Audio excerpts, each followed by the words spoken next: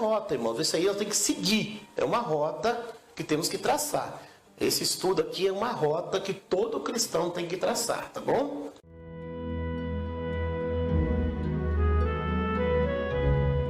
Cumprimento os irmãos com a paz do sumo sacerdote Jesus Cristo. Amém. Graças a Deus. Queridos irmãos, estamos hoje no tema a rota de salvação. Que rota que você vai tomar para a sua salvação? Talvez você fez uma rota que é perigoso até levar no morro, viu? Porque tem umas rotas que os GPS faz, leva no morro, viu? Na maré. Então tem que tomar muito cuidado, né? O texto tema é Evangelho de João 10, 4. Hoje vamos aprender que rota vamos seguir. Será que é importante nós termos noção de que rota vamos seguir? Amém? Graças a Deus. Vamos lá. João 10, 4 diz assim: e quando tira para fora as suas ovelhas, vai adiante delas, e as ovelhas o seguem, porque conhecem a sua voz. Glória ao Pai, glória ao Filho, glória ao Espírito Santo. Ó Deus poderoso, em nome de Jesus Cristo, o sumo sacerdote eterno, quero te agradecer mais uma vez por sua palavra. Amém. Como sempre costumo dizer, nossos textos aqui é algo nosso que Deus tem concedido, interpretação dos versículos e depois eles mais interpretados. Aí muitas pessoas perguntam para si mesmo: por que o pastor faz isso? Meus irmãos, primeiro, para não sair da rota. Inclusive hoje estamos falando da rota, né? E segundo, o que Deus nos der mais, vamos comer. Amém? É a comida que o Senhor está concedendo. Então vamos participar e vamos ter noção, tá certo? Como o tema aqui está bem claro aqui, está falando do sumo sacerdote Jesus Cristo, está falando também de um outro pastor. Está falando do pastor que é o bom pastor e de um outro pastor. Quando você vê um destaque dentro da palavra de Deus, você vê que tem alguém competindo. Jesus, quando ainda estava na terra, ele era conhecido como o bom pastor. Porque tinha um pastor que queria imitá-lo. Agora ele é, após sua morte e redenção, ele é o sumo sacerdote. Por quê? Porque tem um outro Jesus competindo com ele. Então, amados irmãos, vai ter conhecimentos aqui que você talvez nunca ouviu. Então, procure ingerir para que Deus venha mais e muito mais te abençoar. Qual rota bibliográfica, palavra difícil, né? Descreve a rota de salvação. O que a Bíblia fala sobre a rota de salvação? E como conduziremos essa importante tarefa registrada na Bíblia? Como é que vamos falar isso hoje? Então vamos ter noção disso, tá? As pessoas desentendidas tentam manter as ovelhas no curral. E é algo fora da rota. Por quê, pastor? O versículo 4 de João, capítulo 10, já fala. E quando tira para fora as suas ovelhas, vai adiante delas. E as ovelhas o seguem, porque conhecem a sua voz. Você vendo no versículo 3, capítulo 10 de João, a este o porteiro abre, o Senhor entra no curral, tá? E as ovelhas ouvem a sua voz. E depois ele chama pelo nome as suas ovelhas e as traz para fora.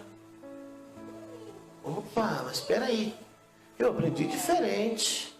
Não tem problema. Tudo tem um recomeço, né?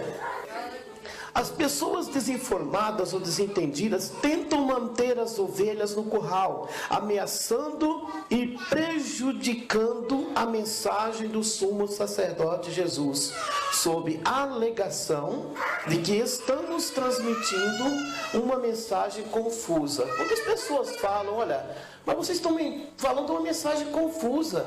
Todo mundo está falando que tem que trazer as ovelhas para o curral. E vocês falam que tem que tirar as ovelhas do curral. Aí agora eu não entendo nada. Aí muita gente até pergunta, mas vocês estão andando na contramão? Não.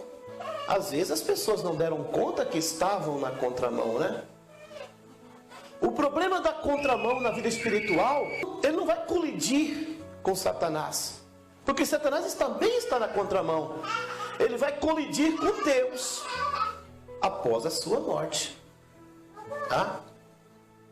Então, o Satanás, ele vai junto na contramão. Mas Deus não, Deus está na mão certa. E a morte é que vai ver. É ali que vai dar uma colisão com a pessoa. Mas enquanto isso, ok. Louvado seja o nome do Senhor. Eles se sentem embriagados pelos justos que desvirtuaram na fundação da igreja em 325. Aí as pessoas se perguntam, meu Deus, mas como isso pode acontecer? Então, irmãos, muitas pessoas não têm o conhecimento quando foi que a igreja apareceu e como ela surgiu e quais os seus fundamentos e como ela aconteceu. Então eu preciso aqui ajudar os irmãos a entenderem bem isso. Porque se nós não tivermos raiz, nós vamos perecer. Temos que ter raiz. Se você cortar qualquer árvore aí, o galho dela e plantar no chão, não vai nascer. Ela vai secar. Aquele galho não vai crescer. Aleluia. A menos que for uma seringuela da vida, né? Mas é árvore raríssima. Dizemos nem todas as árvores, não é verdade? E pode ter algumas junto com elas. Mas o que hoje vamos falar é que temos que entrar na rota certa.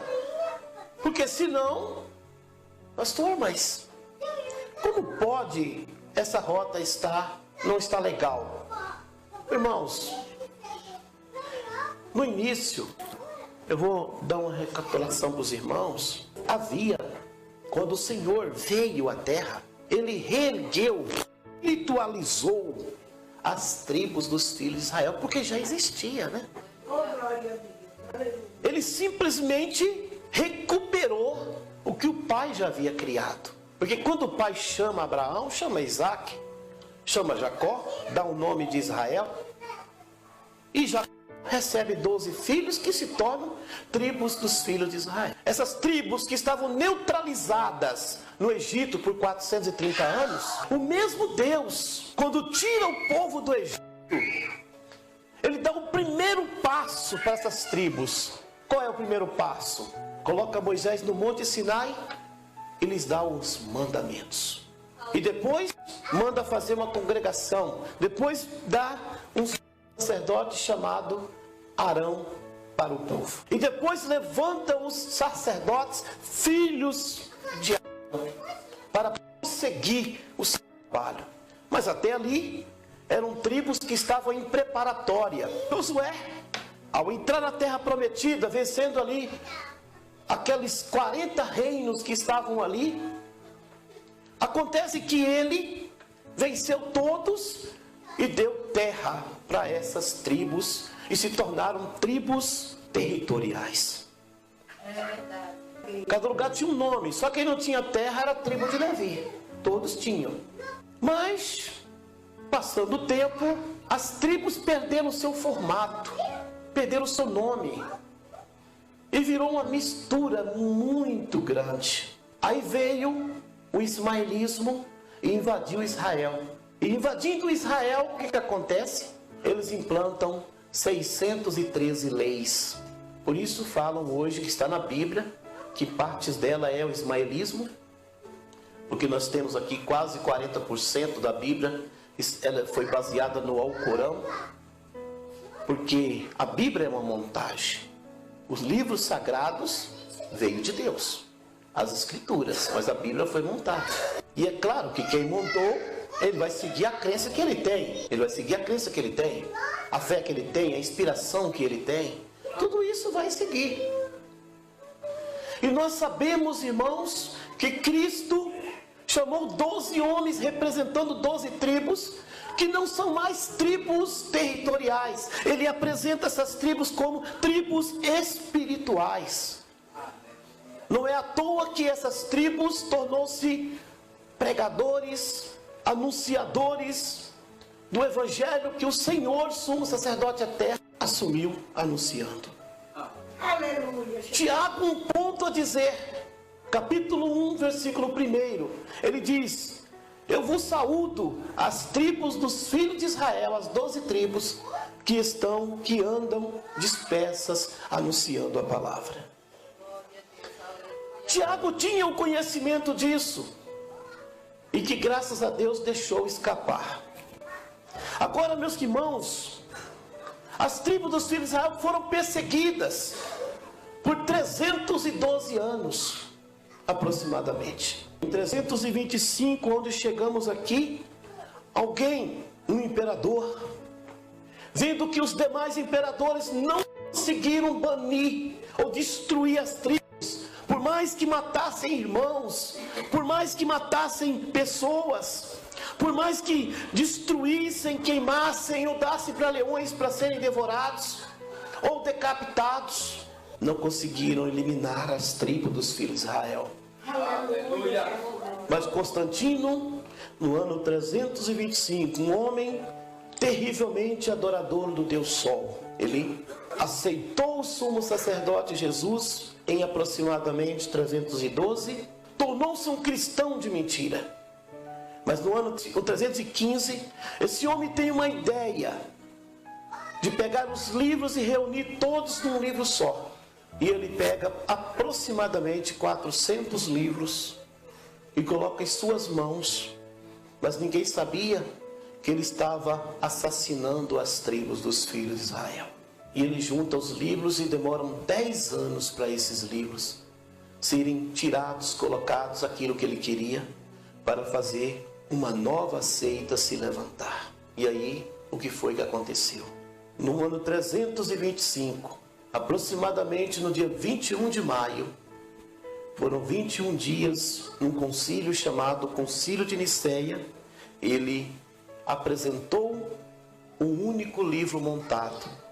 Ele montou 72 livros. Os livros doutrinários que impedia o crescimento da igreja foi eliminado, foi guardado, separado, e até hoje nunca mais vistos.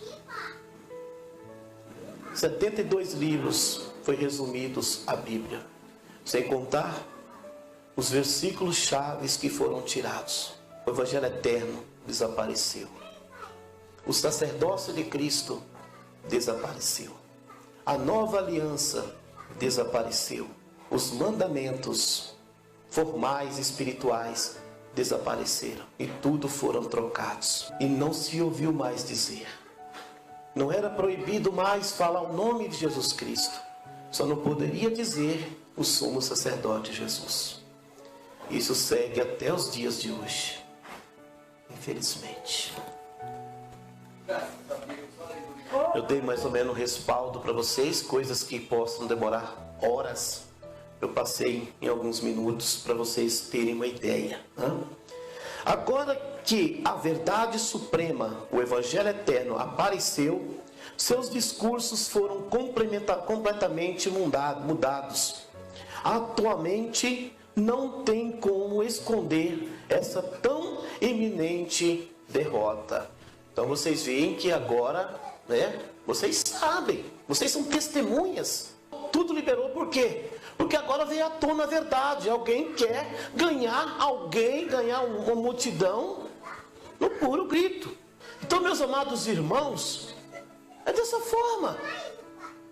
Tudo está acontecendo. Por quê? Não tem fundamento espiritual. Infelizmente. Fora de nós falar de alguém, não estamos apontando o nome para não haver juízo, mas A realidade é essa, meus irmãos. Infelizmente, nós estamos lutando para que o Senhor venha iluminar as pessoas e cheguem ao pleno conhecimento da verdade. Verdade que esteve escondida até o cumprimento das profecias. Mas quando essa verdade acontece? E que verdade é essa que aconteceu? A verdade começou a acontecer em 14 de maio de 1948. 70 anos depois, uma geração passou. 14 de maio de 2018, cumpriu o tempo da geração. E então vem o primeiro anjo com o Evangelho Eterno para ser anunciado. Apocalipse 14:6. Louvado seja Deus. E vi outro anjo voar pelo meio do céu, e tinha o Evangelho Eterno, para o proclamar aos que habitam sobre a terra, em toda nação, tribo, língua e povo. São realidades que começam a aparecer. Só fica difícil as perguntas que muitas pessoas fazem. Se tem Evangelho, para que o Evangelho Eterno? Não fica tão difícil, digo. E por que o Evangelho Eterno veio se existem outros Evangelhos? Mas uma coisa eu posso dizer nesse momento. Eu preferi ficar com o Evangelho Eterno. Por quê? Para não ficar reprovado. Então o Senhor afirmou na sua palavra que é a hora do juízo. É o momento que Deus começa a balançar a figueira. E que as pessoas que estiverem firmes no Senhor manterão a sua fé. Amém? As pessoas podem anunciar uma salvação fácil, mas nada muda, pois a vontade do Eterno é fiel ao que descreve a palavra. Nada vai mudar. Essa alteração ocorreu na fundação da igreja, trazendo a expressão graça. A nova aliança morreu e trouxe a expressão graça no ano 326. A renúncia que o cidadão precisa para viver na terra está apenas no papel, como se fosse o dono do céu. Então, quando entra a palavra graça, ou a palavra graça eu chamo favor não merecido, mas a dispensação graça, automaticamente a nova aliança morre. E a dispensação que vivemos é a nova aliança, é o tempo da nova aliança.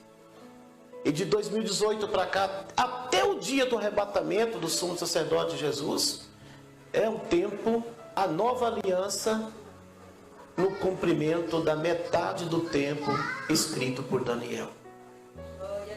Glórias a Deus. Lucas 14:33.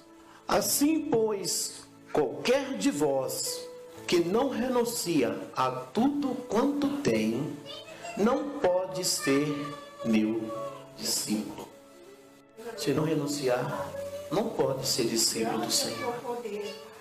E quando essa palavra some, as pessoas querem entrar no céu pela própria força. Tem que haver renúncia. O que eu tenho que renunciar? O que eu preciso renunciar? Não sei. Cada um tem o seu motivo de renunciar a alguma coisa. Quem tem pecado e quem considera um pecador tem algo para ser renunciado. Amém? O início dessa rota é receber Cristo e autenticar o seu sacerdócio, mas será feito perante aqueles que possuem a circuncisão do Senhor. É um outro fator muito importante, né? A circuncisão do Senhor. Pastor, mas a circuncisão foi no Antigo Testamento? Foi na Antiga Aliança? Por que precisa de circuncisão agora? A palavra diz que a circuncisão é um sinal perpétuo. Ela não pode ser caída. Se ela cair, o Deus poderoso cai. Se um homem natural sem palavras já não tem valor, mais difícil fica sendo Deus sem palavra. Então, o homem quer tirar esse tipo de palavra, mas não adianta. Ela vai prevalecer. É o sinal perpétuo. Tudo que você vê, que falou lá antes de existir, não sei o que, não sei o que. Se for sinal perpétuo, pode colocar a atenção dupla em cima, porque é algo que não pode ser quebrado. Tá, tudo bem, se disser até Cristo, até Noé, ou até Sodoma e Gomorra, né? Ou até Daniel, ok. Mas sinal perpétuo é diferente. E a circuncisão é sinal perpétuo. Aí muitas pessoas perguntam, pastor, mas o que é a circuncisão então? A circuncisão não é Cristo? Não é Cristo a circuncisão. Mas por que não é Cristo? Porque ele também foi circuncidado. Mas a circuncisão é algo que Cristo adquiriu. E o que Cristo adquiriu? Senão o seu sacerdócio na cruz. Aleluia. Glória a Deus. Oh, glória a Deus. Considerando as tribos dos filhos de Israel, os grupos dos 144.000 espalhados pela terra, esses são fontes confiáveis do arrebatamento.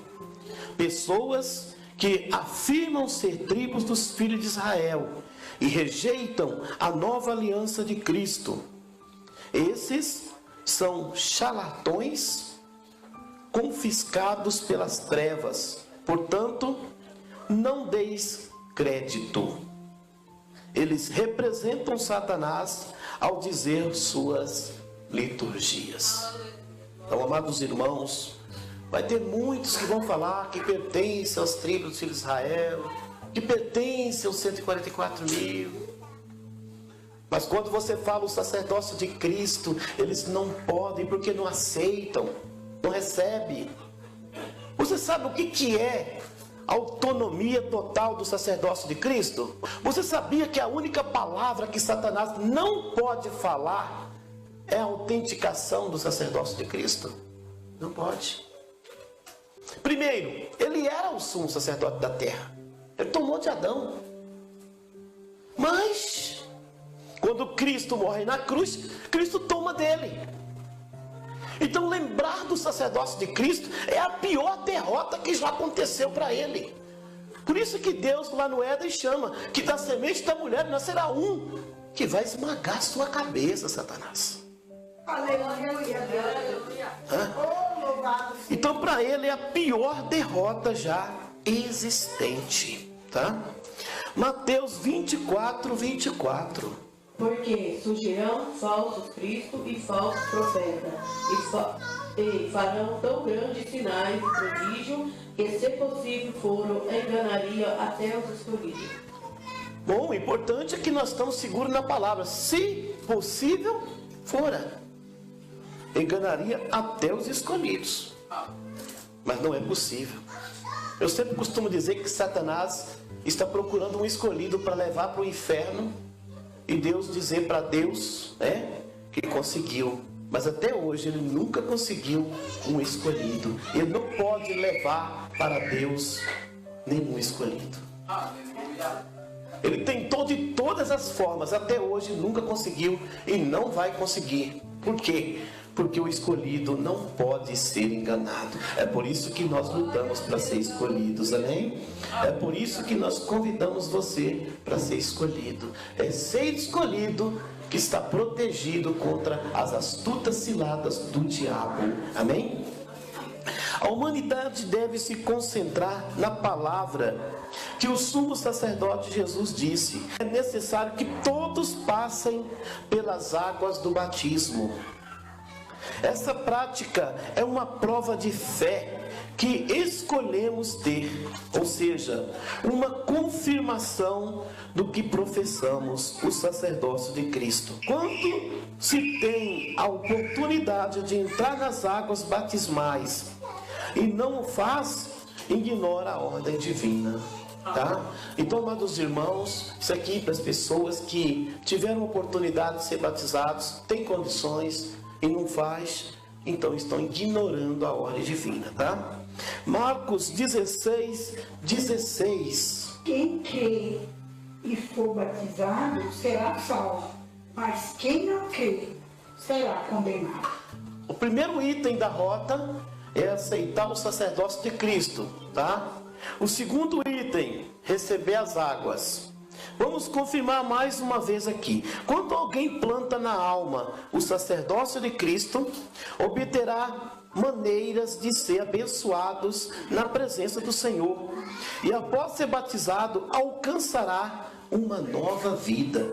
Tem respaldo? Tem. Romanos 6:4. De sorte que fomos sepultados com ele pelo batismo na morte, para que, como Cristo ressuscitou dos mortos pela glória do Pai, assim andemos nós também em novidade de vida. Então tá aí. Então, são mais uns itens que devem ser considerados na rota da salvação. Após o batismo em águas correntes, as pessoas viverão para Deus de forma plena e o agradarão.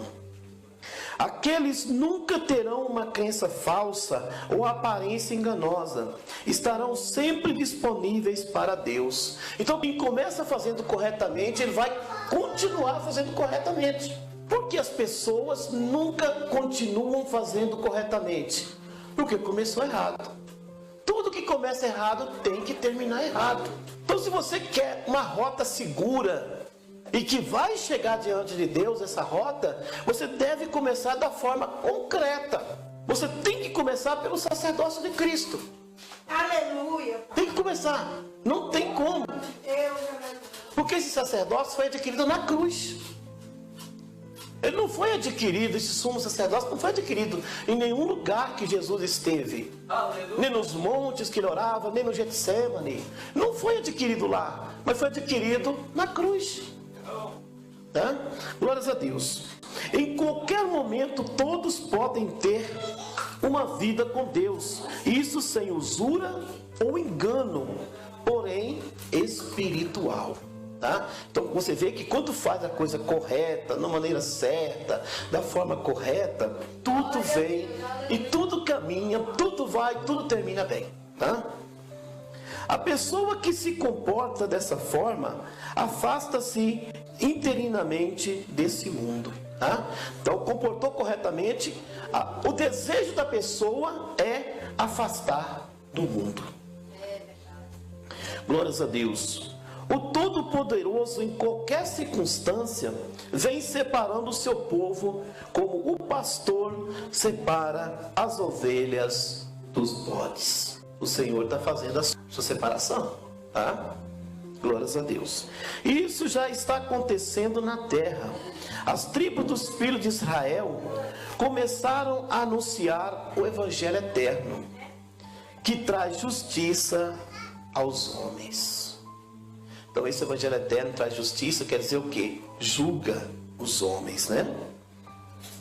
Aqueles que ouvirem essa palavra receberão a proteção do Eterno. Então, amados irmãos, só haverá proteção do Eterno com essa palavra. Quer ver só? Daniel 12, 1. E naquele tempo se levantará Miguel, o grande príncipe, que se levantará pelos filhos do teu povo, e haverá um tempo de angústia, qual nunca houve, desde que houve nação até aquele tempo. Mas naquele tempo livrar-se-á o teu povo, todo aquele que se achar escrito no livro. É isso. Então, irmãos, eu vou trocar certeza pela dúvida? Não, de jeito nenhum. Se a proteção está nos filhos do teu povo, quando o anjo disse a Daniel, que Daniel é das tribos dos filhos de Israel, se a proteção é para as tribos dos filhos de Israel, eu tenho que estar no meio das tribos de Israel. Se a proteção eu preciso estar no meio, porque eu quero ser protegido. Glória a Deus, aleluia. Se nós formos um pouco mais adiante na palavra, nós vamos ver que os dias não serão nada agradáveis. Não serão nada bons. Muita gente pergunta por que Deus escolheu um nome chamado tribos dos filhos de Israel. Deveria ter colocado repartições das tribos dos filhos de Israel, né? Um nome mais assim, vamos dizer assim, mais social, um nome mais assim. Não fala tribo, se fala a humildade. E é o que as pessoas não querem fazer, não querem praticar. Simplesmente as pessoas serão elas mesmas, se escolherão e tomarão decisão errada, simplesmente por causa do nome. Tribo dos filhos de Israel. Eu vou ser tribo? Tribo que eu sei é de índio. Tribo que eu sei é de índio. Eu vou ser tribo? É humilhante. Não é? Você já percebeu? Quanto mais o nome é bonito de uma repartição, mas tem gente, é o nome. Então Deus colocou isso aí para realmente escolher o seu povo. É para escolher o seu povo. Glória a Deus. Ao contrário do que as pessoas pensam, as tribos dos filhos de Israel voltaram nos últimos tempos para concluir a palavra que foi interrompida no começo. Essa pregação não é recente. É muito importante tomar noção disso, tá?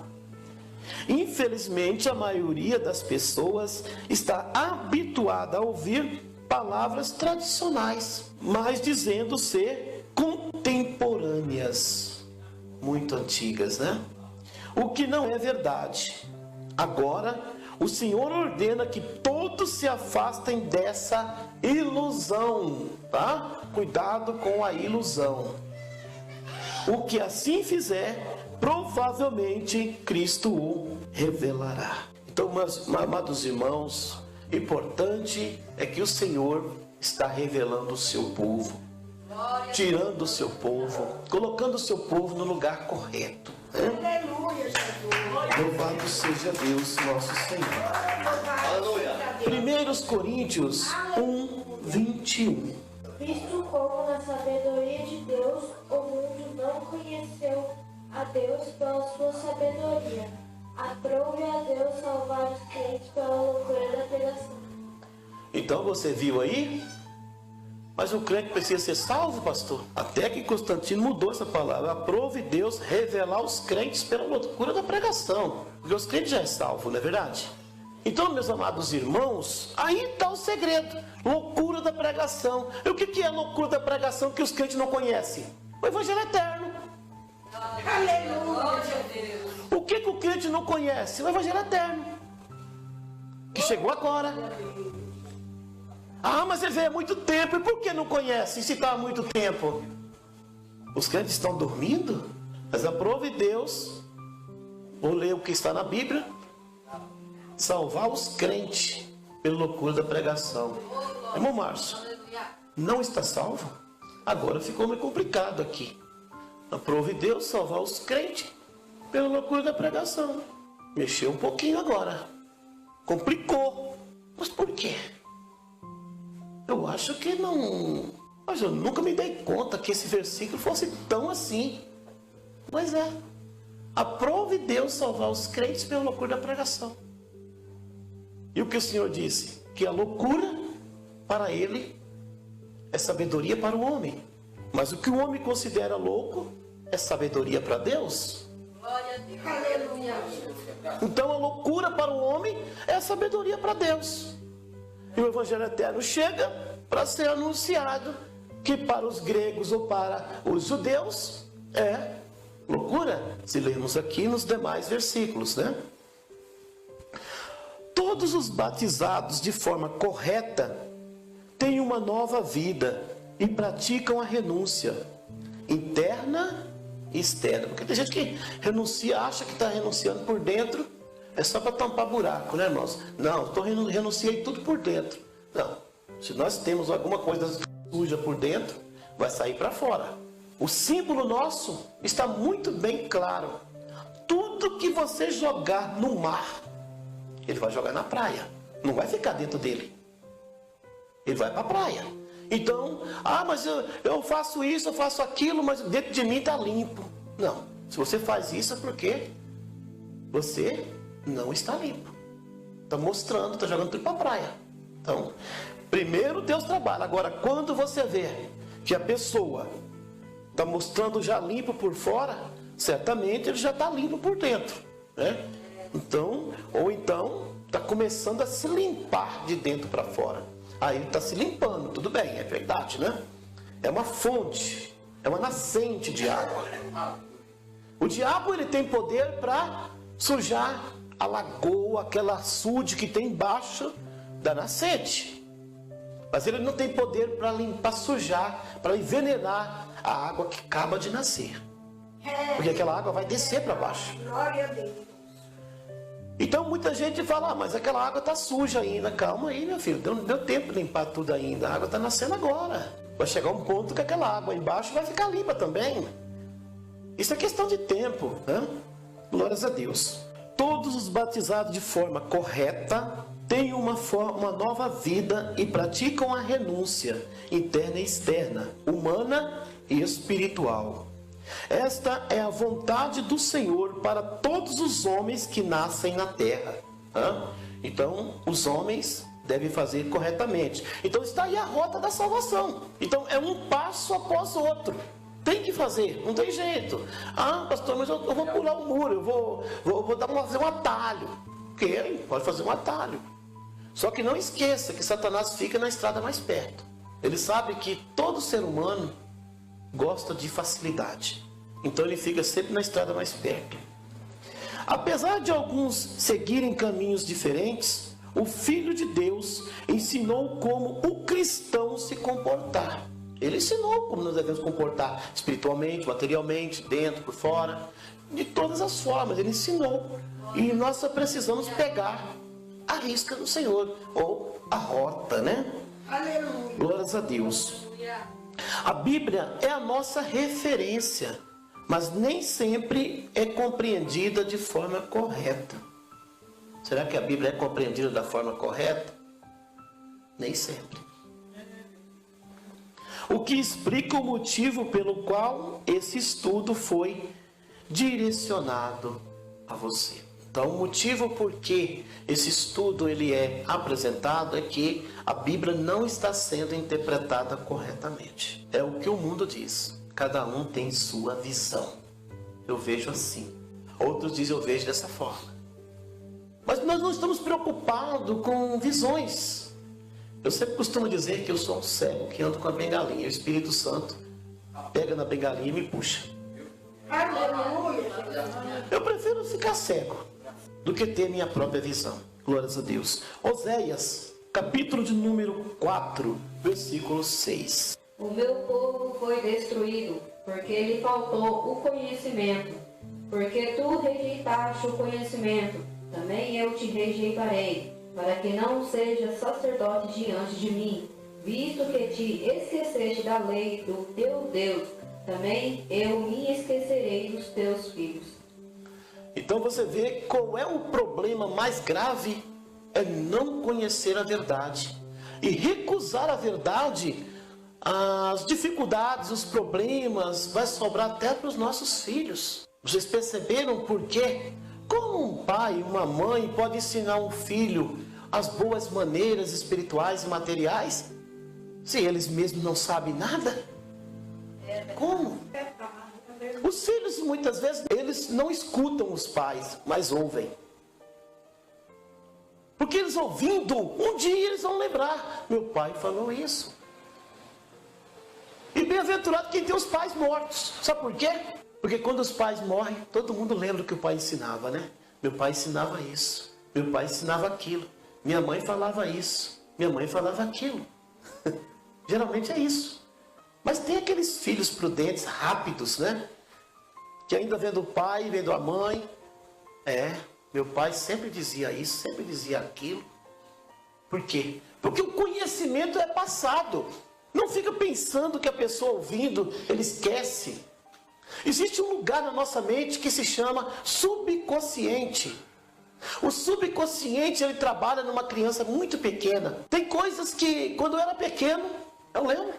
Se fosse me entregue uma coisa pequena, mas abençoada quando pequeno, eu estaria me lembrando. Mas eu lembro. Nós lembramos. Talvez não lembramos coisas que aconteceu há 5 anos atrás, mas lembramos coisas que aconteceu há 40 anos atrás. Por quê? Porque foi guardado numa caixinha chamada caixinha do subconsciente. Glória a Deus. Paulo escreve aos romanos que todos devem ser sepultados nas águas do batismo e que o novo homem precisa ressurgir. Agora eu te pergunto, o que o batismo hoje está representando? Um novo homem se levantando? Ou um novo membro apresentando? Aleluia, Jesus. Glória a Deus. É um novo homem se erguendo ou mais um membro acrescentando? Julga você mesmo. Isso só ocorre quando novas águas correm sobre o corpo da pessoa. Essa é uma realidade. E quando você foi batizado, as águas passaram sobre você? Ah, pastor, me jogaram lá na inocência. Deus fez a obra, porque você foi levado, você não foi com próprios pés. Você não foi pelo conhecimento da verdade que você foi. Não. Aí Deus encarrega de resolver esse problema. Difícil é quando a pessoa ouve o conhecimento e rejeita o conhecimento, né? Glórias a Deus. Assim que elas são mergulhadas, surgem novas águas e renasce a nova vida. Esse foi o principal motivo pelo qual Jesus se batizou no Jordão. Não pela sua vida, que era pura e sem pecado. Mas esse selo precisava seguir conosco. Tá? Muitas pessoas não sabem o significado de Jesus ter ido à água. O significado de nós irmos à água é uma coisa. O significado de Jesus ir à água foi outra coisa. Jesus precisava se tornar sacerdote. Para quê? Para ele tornar sumo sacerdote na sua morte. Ele não podia tornar um sumo sacerdote sem antes ser um sacerdote. Por quê? Ele era de Judá. E o sacerdócio pertencia a Levi. Ele não podia golpear. Por exemplo, se João Batista fosse mesmo um profeta, como muita gente diz que é, onde ele mesmo disse que não era. Se João Batista fosse mesmo um profeta, Jesus deu o golpe. Constantino esqueceu, mas o povo seguiu.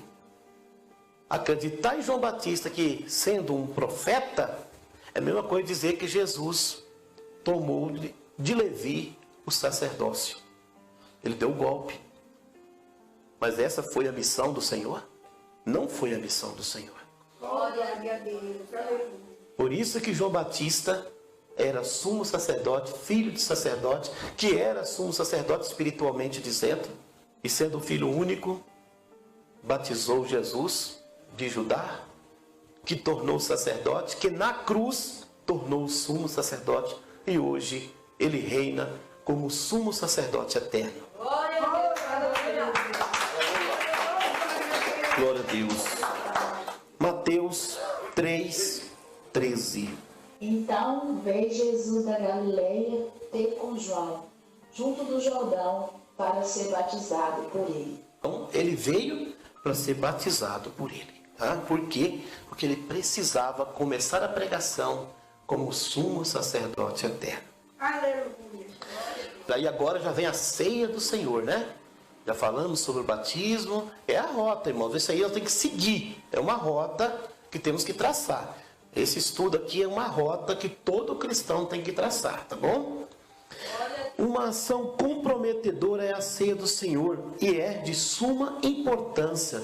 Mas antes, cada pessoa precisa refletir se deve ou não participar.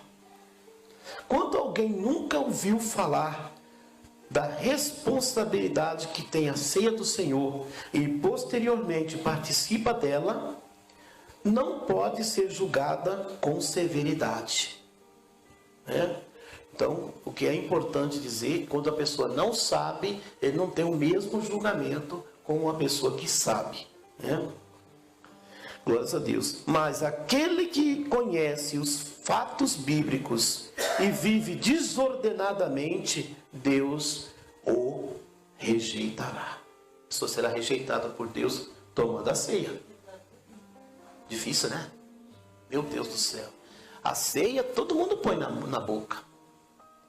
Mas a aprovação de Deus, ninguém consegue. Então procure fazer o que é certo para ser sempre aprovado por Deus. É o que sempre eu costumo dizer, né, irmãos? Se você fica uma ceia do Senhor sem tomar, pode ter a certeza, a outra você não vai conseguir. Porque o demônio, ele quer uma, para depois não conseguir. Sempre vai ter uma desculpa. O diabo sempre vai armar uma. Até o dia que você não aguentar mais. Então nunca deixa a primeira ceia passar. Porque dificilmente você vai conseguir voltar. A ceia do Senhor deve ser consumida com plena certeza de que será abençoado.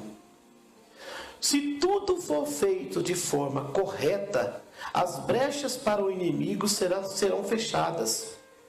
E a pessoa será certamente recompensada. Aleluia. Então, a coisa mais gostosa do mundo é fazer as coisas corretamente, né? Oh, glória a Deus. O mais estranho é que muitos tomam a ceia do Senhor por tradição. Né? Todo mundo toma por tradição. Pastor, mas eu devo então tomar a ceia ou não tomar? Simples. Coisas grandes a gente conserta primeiro e resolve. Coisas pequenas que não deu tempo, faz um compromisso. Deus, eu não quero, eu vou me consertar. Não deu tempo, mas eu faço um propósito com o Senhor que tal dia eu estou consertando. Acabou, tomou com dignidade. Não tem problema. Eu não vou tomar ceia porque eu fiquei nervoso, que falou que eu sou barrigudo. Infelizmente é isso. Não se deve misturar uma coisa com outra. O Senhor manda examinar, é porque tem coisa que você tem condições de consertar na hora, tem coisa que tem que ser depois. Tem gente que chama Deus de analfabeto, porque se acha que Deus não pode discernir que é consertar depois, uma coisa tão simples. Que ele não pode discernir que a pessoa vai consertar depois. Aí eu estou honrando a Deus, está desonrando a Deus. Esses que tomam por tradição pensam que é o dia de tomar, ou mesmo pode, porque são batizados. É o dia da ceia, eu vou tomar porque eu sou batizado. Toma por tradição. Não toma para alimentar a alma. Tem outros que nem estômago tem mais, né? Já fechou tudo, já costurou tudo o estômago, já não tem estômago mais, né? Chegou o dia da ceia, chegou, é a ceia, se der para ir eu vou. Esse não tem estômago mais, então já fez cirurgia no estômago. Dado que elas nunca se examinam internamente, há multidões que morrem nas chamas por participarem indignamente. Como os fatos são claros, nunca poderão revogar a destruição estabelecida. Então a pessoa está aí, já marcou a destruição aí, ele se condenou a si mesmo, e agora, meu filho, acabou, né? Então tem que pegar firme com Deus, lembrando que Deus é misericordioso, Ele pode fazer uma obra muito grande na nossa vida, mas é preciso fazer corretamente. Os grupos, tribos dos filhos de Israel, aconselham que se faça da forma correta para não se lamentar depois. 1 Coríntios 11, 28. Examine-se, pois, o homem a si mesmo, e assim coma deste pão e beba deste cálice. Glória a Deus. Examine-se, pois, o homem a si mesmo, depois coma deste pão e beba deste cálice.